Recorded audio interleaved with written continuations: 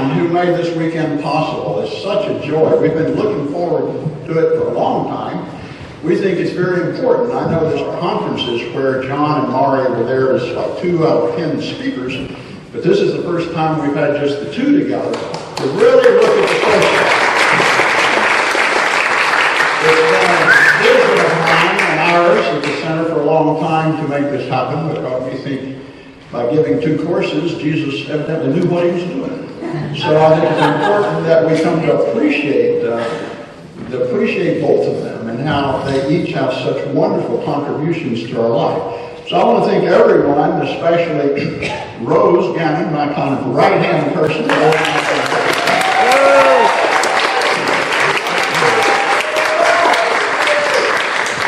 So Eileen, our registrar, who's worked very hard to keep all your money and straighten it out, and our food board, we've asked each of our presenters to just share a little of their story, how they became who they are today, and possibly how both of the courses impacted that, but a little to get an idea of their journey and who they were.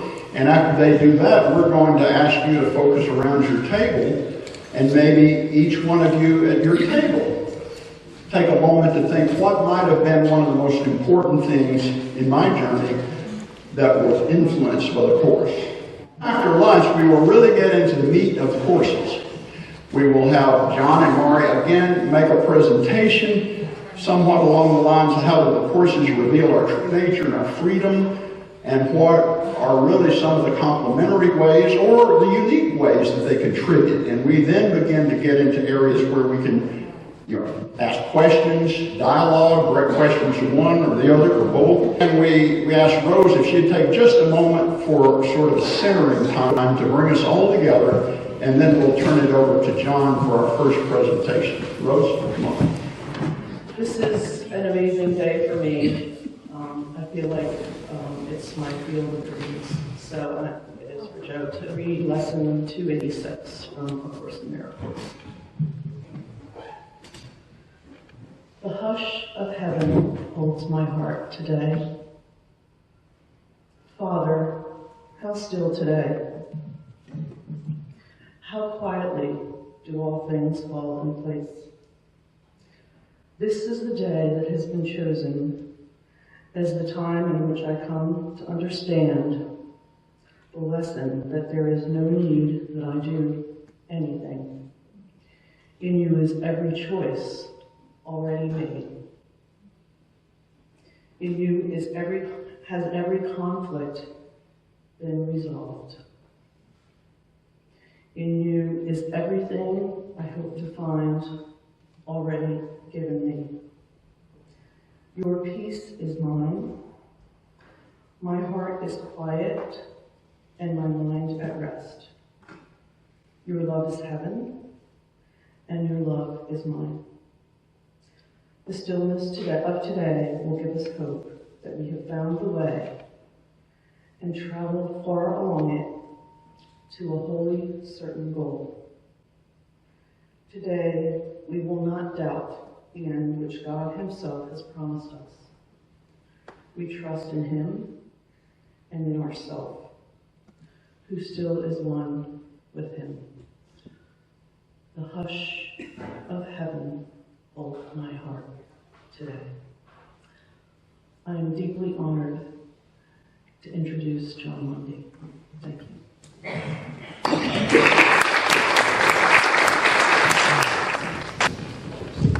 Morning.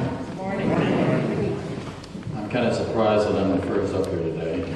First of all, I want to thank Joe for putting this all together. It's an interesting story. Joe was a UCC minister.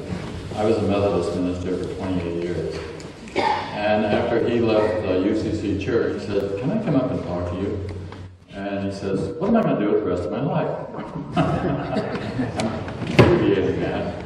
And I had taken a course of Joseph Campbell in New York back in the 70s, and I said, "Well, follow your bliss, what else to do?" And Joe has been following his bliss very, very well, and putting together, we're all lovers of the truth, and we're all lovers of understanding what this mystical dimension is all about, and how in the world it is that we wound up here in these bodies. In this space and in this time, and how do you get the heck out of here safely? how do we find our way home? That's really the question. And I think you all know that mysticism, the truth, as we find revealed in the Course in Miracles, the Course of Love, etc., is wonderful. What these are guidebooks. These are guidebooks that are showing us the way back home again, and thank God that we have them. And also, thank you, Rose, for helping to put all this together, and I did a lot of work for it. So, I had hoped that I would not be first. I was hoping it would be Mari, so that I could sort of bounce off of her and provide the rebuttal.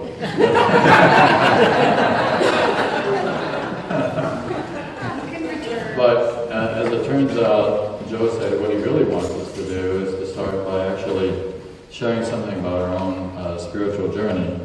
And I'll do that. I'm actually going to set this to be sure I don't go past. I once went to a church to give a talk.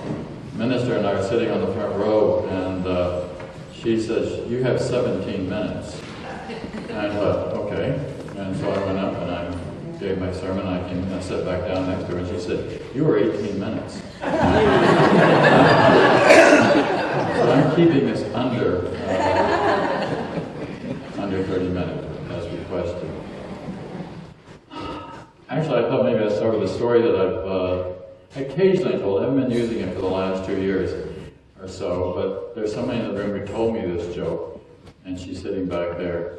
Actually, there's so many friends here from New York and New Jersey and all over the place. It's wonderful to see you. I'm glad to see that you're looking at all of this material, because it all works, as we know. Anyhow, Toni, wherever you are, I saw you earlier. Oh, there she is. Gave me this joke, I don't know, 10 years ago or something. But I like it, so I often use it as a starter. There's a story about a soldier who's walking around in an army camp barracks, and he goes over, and he picks up a piece of paper, and he looks at it, and he says, "That's not it." And he throws it down, he walks around, finds another piece of paper, and he looks at it, and he says, "Nope, that's not it," throws it down. And his supervising officer is watching him. And he decides that this guy's probably deranged. So he sends him off to the army psychologist for an examination. The psychologist examines him, decides indeed this guy's deranged. So he writes out a letter of dismissal from the army. He gives it to the guy. He picks it up and looks at it and says, "Oh, this is it!"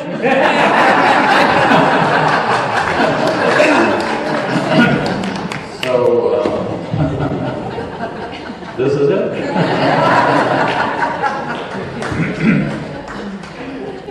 And I also want to recognize that it's not just that this is it, but that the Course in Miracles says that this is one way, a little too loud, one way of getting home.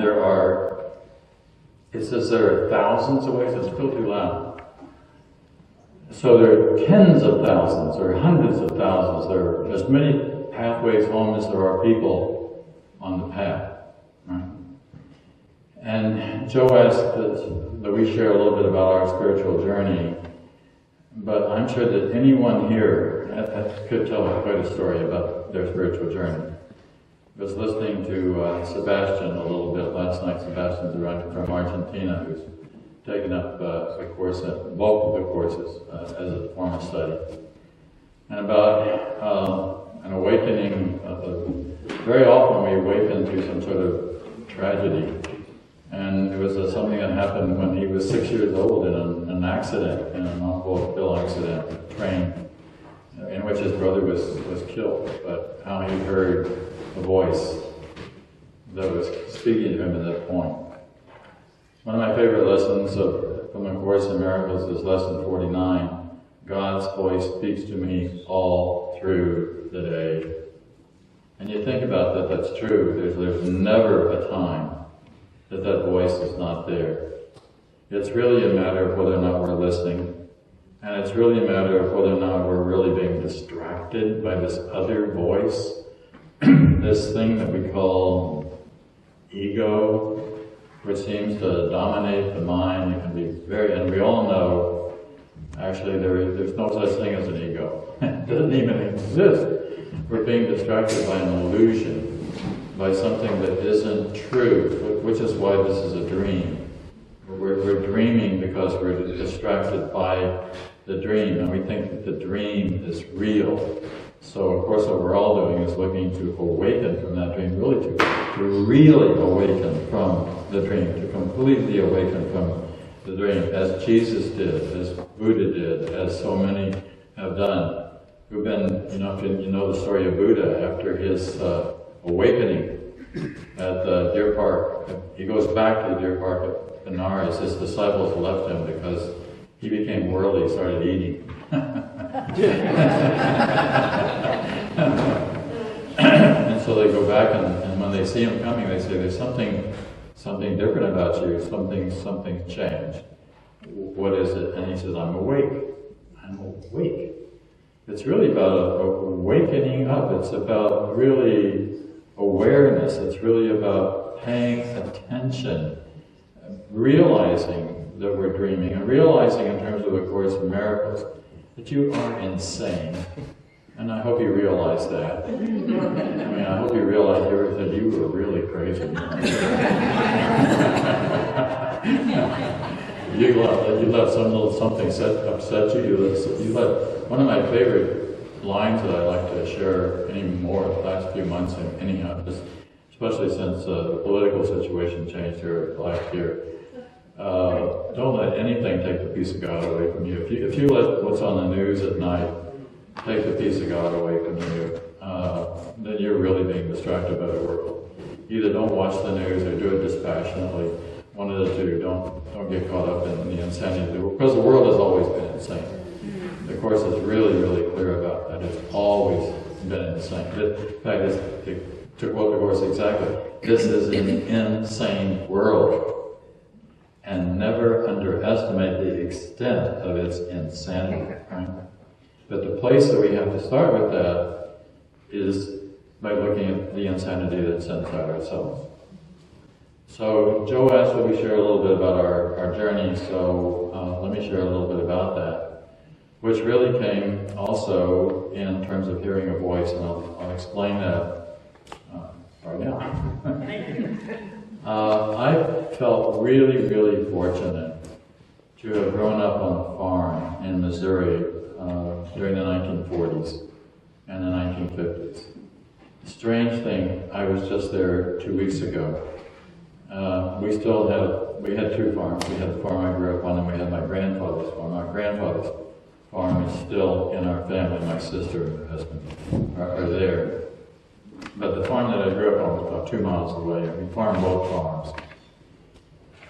And it was very rural. By very rural, I mean it was a dirt and gravel road, down which cars pass very rarely. And there's no endangered drive here up on the farm as well, but it was encroached by Minneapolis, sort of taking it over. We're not close enough to any big city to ever be taken over. The closest town is 7 miles away, and it's the same size today it was when I was growing up. It is not really. The sign on the side says 11,000 people. Well, it was 11,000 back then too. It lost two major industries, which is why it just never got. Once it lost those two industries, there was no way it could continue to grow. So, being a farm boy, one of the things that you did, and I know some of you have heard this story, but one of the things that you did, if you had time, now you were always supposed to be available for work, but if for some reason you didn't have to work, I mean, chores took an hour and a half every day after school, and if the sun was shining, you were working, that's for sure. Anyhow, sometimes you had free time, and if you had free time, what we did was we would hunt. I had a gun, and I got given a gun when I was 14 years old. And so I would come home, literally rode a horse to school, put the horse horse in the barn, put the books in the house, and keep the gun. And take off out behind the barn and spend an hour or so before doing chores. So one day I'm hunting. Any hunters in the room? But fewer and fewer hunters, which is doesn't surprise me.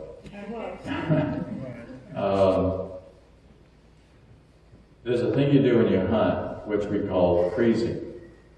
And what freezing means is you go into the woods and you just stand perfectly still. And if you stand perfectly still, so the animals can't hear you tromping through the woods, and if they're not downwind of you, so they can't smell you. Some animals can get really pretty close to you before they'll see you. Squirrels can get really close to you before they'll look at human beings. I stepped out on our back deck of our house one day last summer, and there was a squirrel right down in the yard in front of me. I'm standing on the deck, and the squirrel looked up and seen it, and he said, "Jump!" And I don't know what, but 5 other squirrels just instantaneously went up the tree. I think he said, "Human!"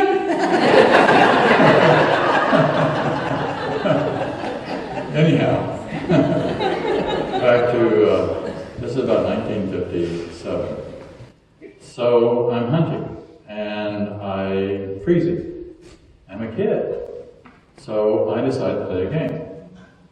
And the game is, I don't exist. There's nobody here. There's just eyes on the world like a camera, like just mindlessly recording a scene in the woods, right? And I don't know why this happened, but it was like that. I slipped into this place where there was nobody there. There was no hunter hunting. There was no thinker thinking. There just was. And it was wonderful. Never had that. And then the thought that brought me back was, what's having this experience? How did I get to this? It was empty. What's the sense? How did I get to empty mind? How did that happen? Right? And so you can believe this or not, but I heard a voice. And the voice said, "Who wants to know?" That's all it was. That's nothing more profound than that. But it was like, who's asking this question? That's the question. The question is, who's asking the question? So I really knew from that point on that I was going to spend the rest of my life trying to answer that question. Who wants to know? Who's asking the question? Sometimes I'll look out at an audience like this and I'll think, what are you all doing sitting here? And I think it's because they want to know. I mean, it's because we're for spiritual knowledge. We're literally thirsty to know the truth.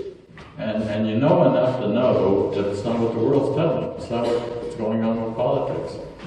Because it is an insane world. But because it's always been an insane. So the answer is not out there. It's not about money or homes or cars or all that sort of stuff. I mean, that's a part of life, but that's not a part of the truth, the reality of who we really are. Because both of the books that we're talking about are very, very clear that you are not a body. Bodies are Shakespeare's out pre-panned, the lives of 4 players, struts and frets its hour on the stage. And that's it. I mean, it's really out. I can say with a good deal of safety that 20 years from now, quite a number of the bodies that are sitting here won't exist at all. I mean, they will be totally gone, right? They will be ashes, they'll be dust, they'll be nothing. And it doesn't make any difference, right? Because it's not reality. And it's kind of nice to know that that's not reality, and that there is something which is reality, which is the truth of who we really are, which the course, both of these courses, are trying to lead us to remembering, right? To come back to, actually, the word I like better than remembering is to recognize, to bring back into the mind what the mind already knows. So we all already know this. And what happens when you're reading A Course in Miracles, when I first started reading the course, you know, the first thing that kind of hits you is, who wrote this? I mean, it's really clear that, I mean, I knew Helen, and I can tell you Helen didn't write that. That's not to put Helen down, because Helen was wonderful. She was wonderful to me and to everybody, but she could be alarmingly judgmental in private, and there were things that would upset her and disturb her, that would take her peace away from her. Helen at one point said to Jesus, she says, you know, this stuff isn't working. And Jesus said, well, why don't you try it?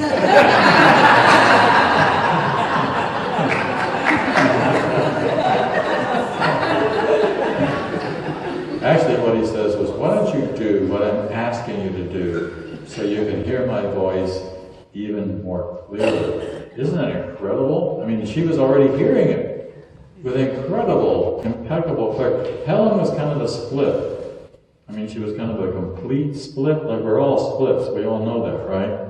But on the one hand, she could dialogue with Jesus and get this material, and on the other hand, she could kind of put that down and then, as I said, become very judgmental about something. So it was sort of strange how that Helen's, I think it was Helen's sister-in-law, at one point said, there has to be a hell, and sinners have to go there, otherwise it just wouldn't be right. Wouldn't be fair. So that's kind of a little bit of the background that she came from. So let me tell a little bit more of the story that he asked us to tell. So I knew that at that point that I would just spend the rest of my life. And so where you got for a farm boy in Missouri in the 1950s? The church. I mean, that's the only place that's talking about this.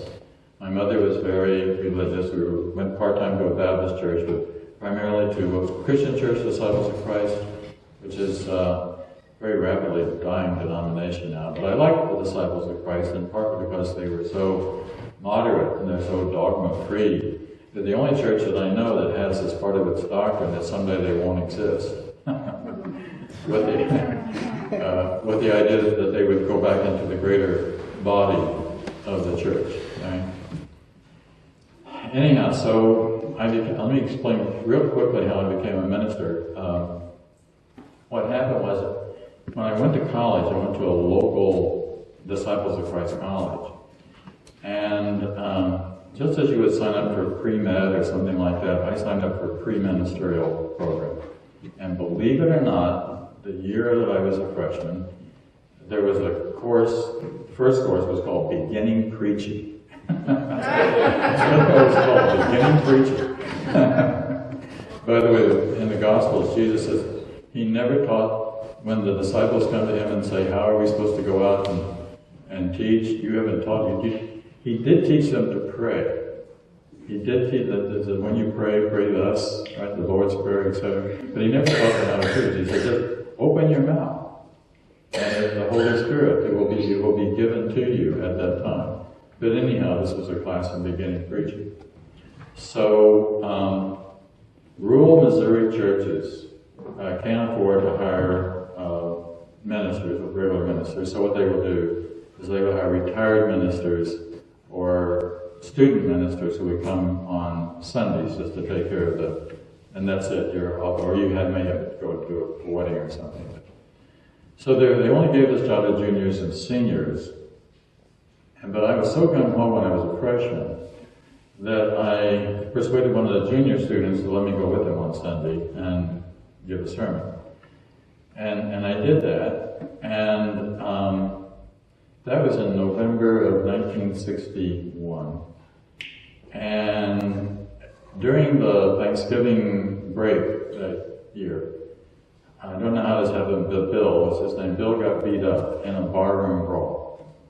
And he was immediately fired by the district superintendent of the bar and got to a fight. So I went to the DS and I asked if I could have Bill's job. He said, we do not give this job to freshmen. You know, you juniors and seniors, yes, but no freshmen. I said, but I've already talked at this church, and I think they like me.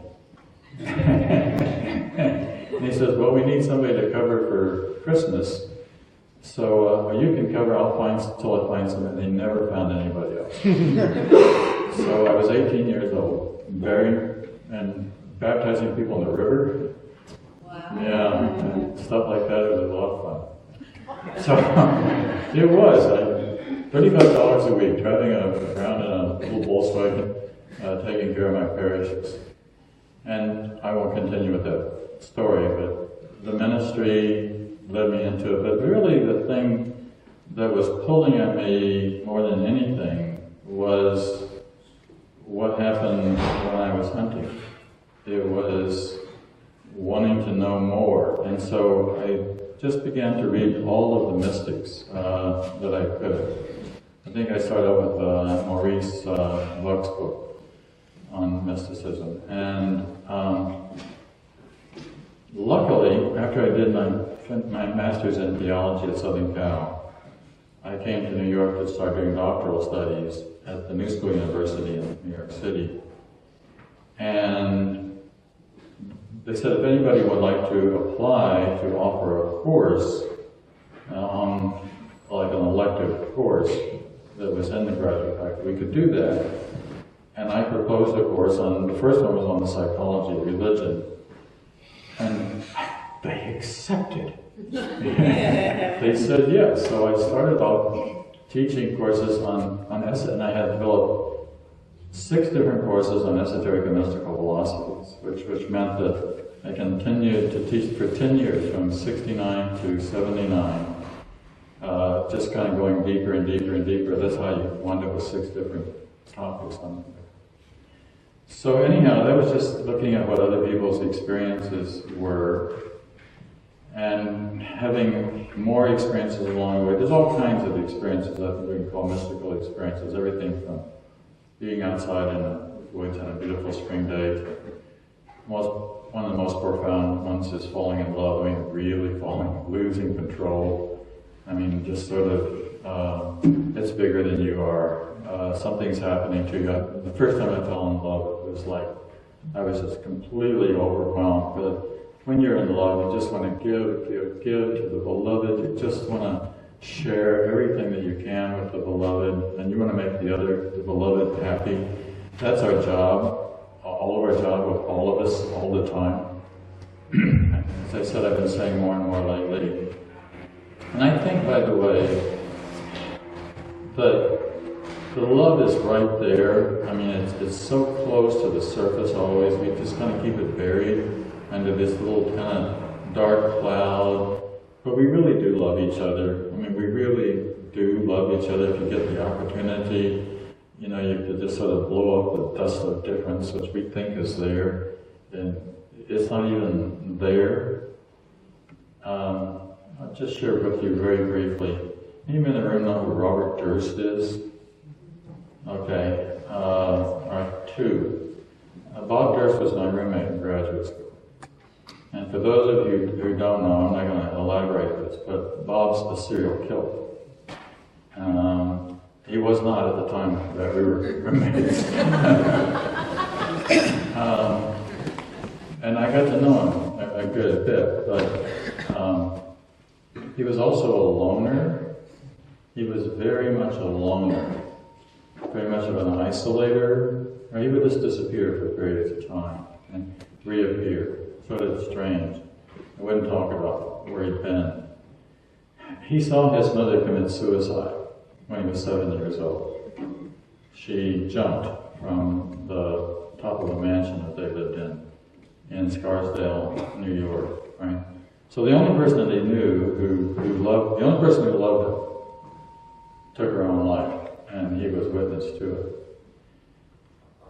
And I watched a show on Prince recently on television, and it said very often Prince was a loner.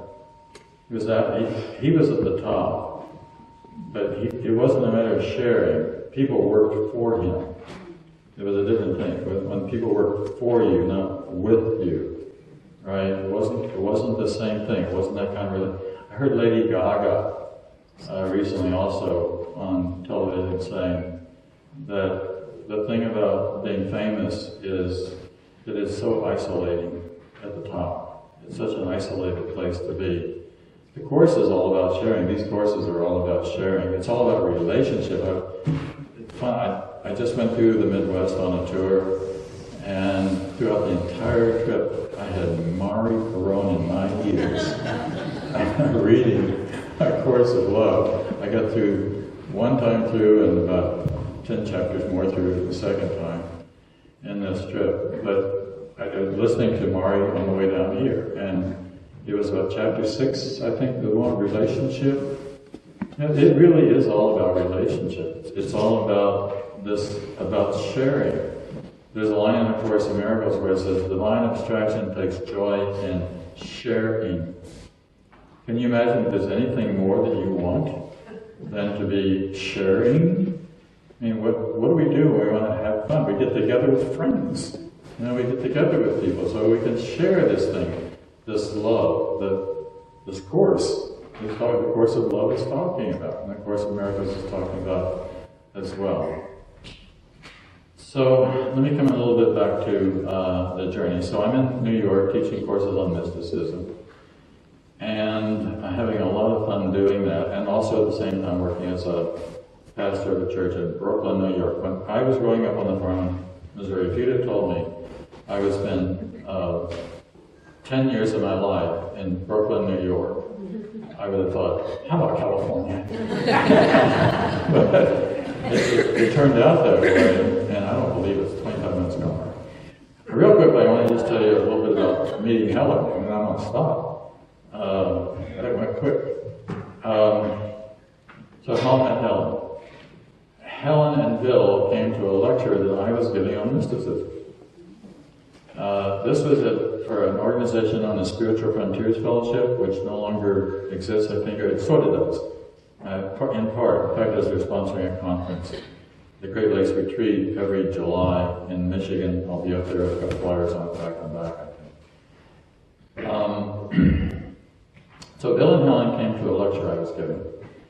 And if I had had any idea who was sitting there listening to me, I'm 29 years old at the time. I'm introduced to the two of them afterwards. And I was told that Helen had written like this inspirational book. And I had just written a book called Learning to Die, my first book. And cocky 29-year-old PhD, I look at Helen and I think, isn't that sweet, the little old lady over there?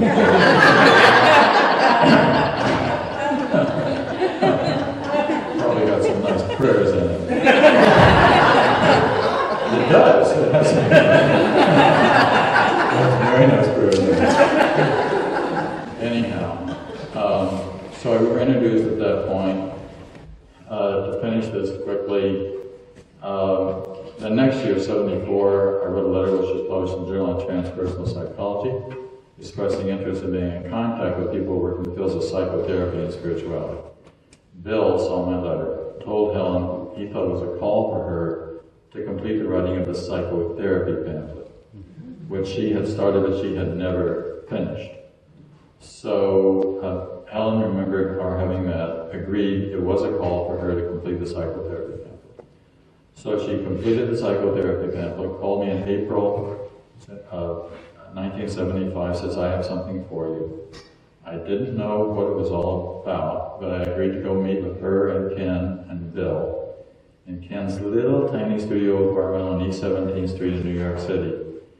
Fortunately, I was living inside the General Theological Seminary on West 19th, between 20th, 19th, and 20th.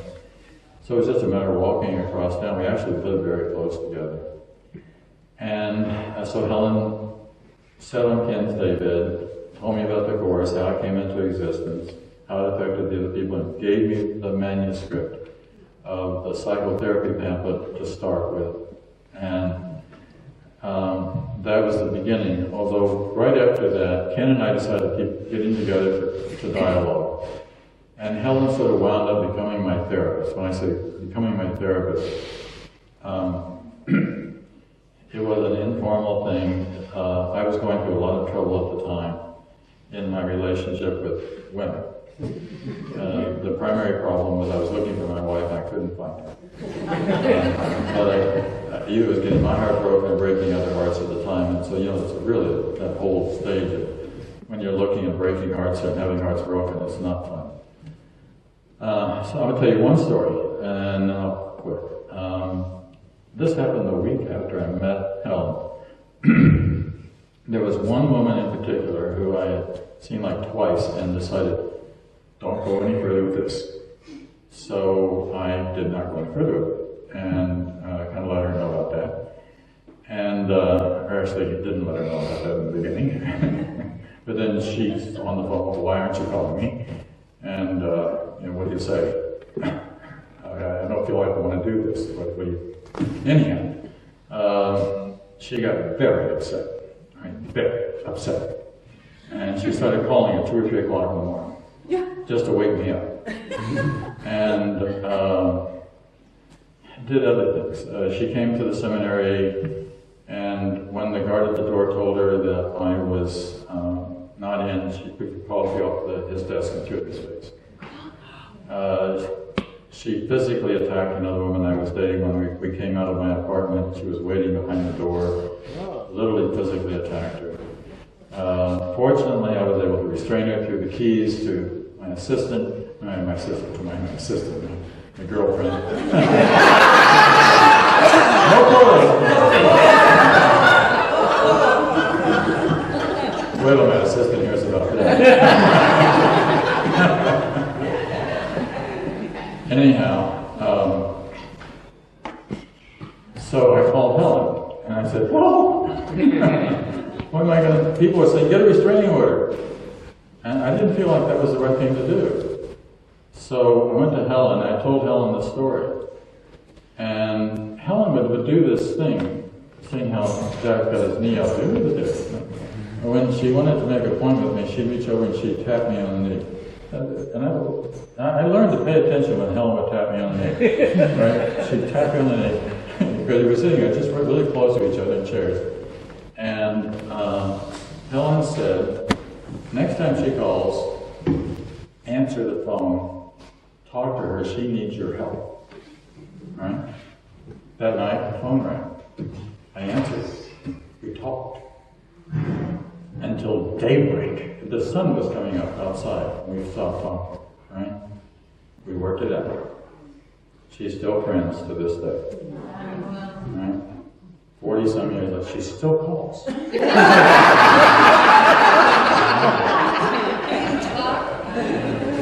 But she never stays on the line more than about 5 minutes, and she always starts off by saying something like, "I know you're probably busy, but," and whatever.